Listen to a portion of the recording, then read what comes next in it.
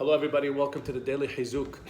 This is a very, very special edition of the Daily Hizuk as we have Hannukah tonight, the first night. We're going to light those candles. And this message is sponsored specially by Yossi and Mirei Shecha in memory of Sophia Shecha Bat Mazal. So there's a Rabbi Shapiro from Florida. I heard a beautiful story that he said, and I think it has such a powerful message for us that we need to take with us as we go into Hannukah. And as we go tonight into Hannukah, when we light those candles, you have to understand that the physical things that we do in this world, as you'll see in the Parsha pointers tomorrow, Be'ezrat Hashem, they have an effect on us deeply if we have the right mind frame. But if we lose that opportunity and we just do it physically and we don't take the message, and what do we get? Listen to this story.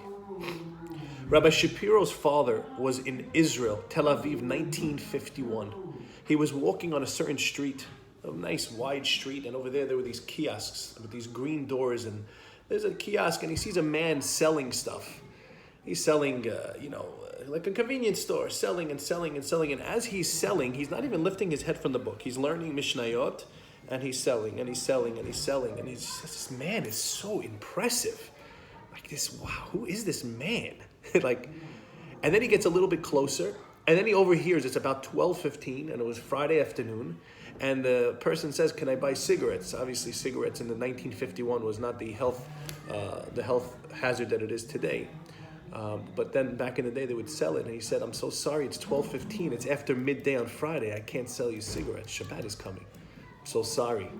He said, this man is special. This man is special. So Rabbi Shapiro goes up to him and he says, hi, can I just ask you, what's your name? And he tells him his name. My name is Yankel Oxenbrook. Okay, I'm sorry, Oxenkrok. He says, okay, tell me, I don't know, tell me a little bit about yourself. Who are you? He says, no, I was in Europe, and now I'm here in Israel. I survived the war. Tell me about you. Where are you from? So Rabbi Shapiro says, I'm from Lakewood. Okay, and you go to yeshiva? Yeah, we're in yeshiva over there. Really, and it was very in the beginning. It was in the early times where Rav Aaron Cutler established the Lakewood Yeshiva. He says, so who's your rabbi? He says, Rav Aaron Cutler. He says, really, Rav Aaron Cutler? Wow. Whatever happened with that rabbi, with that man? He goes, what?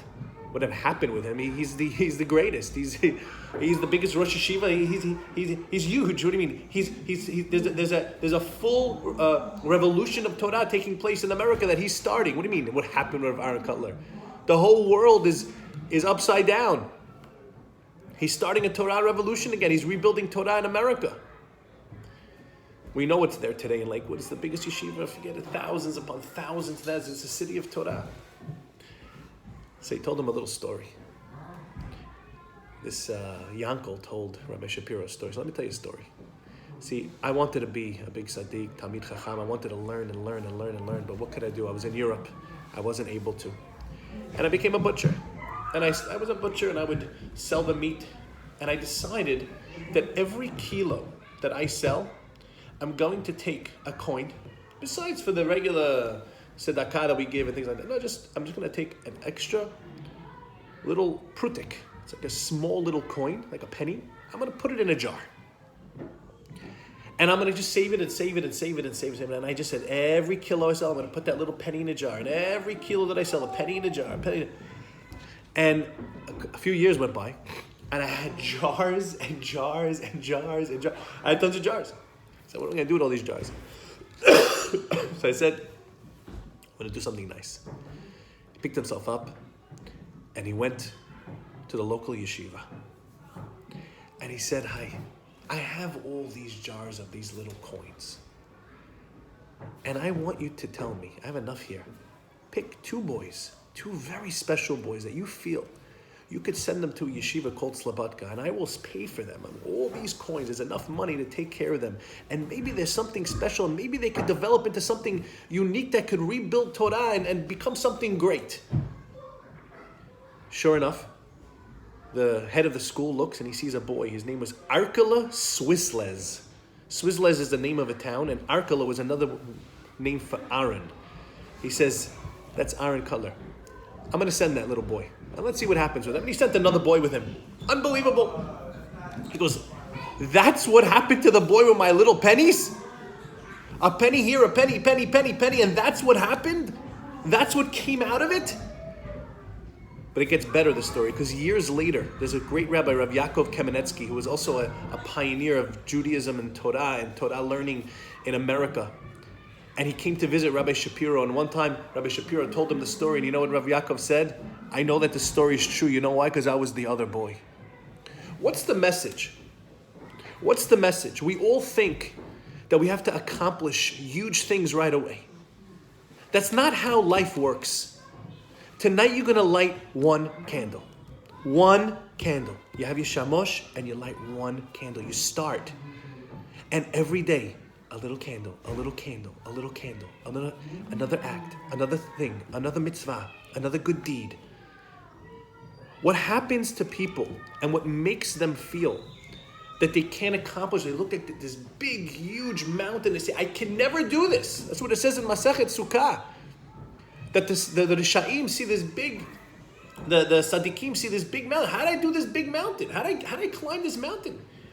And the Rishaim see nothing. It was nothing. It was like a little thing, the Yetzer Hara. How come I didn't do? The answer is you have to just start piece by piece, small little things, a little penny.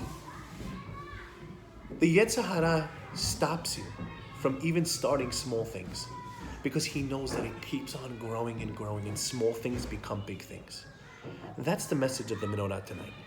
You light that little flame. We don't need to light our whole houses up. We don't need to have these huge lights. We don't need that.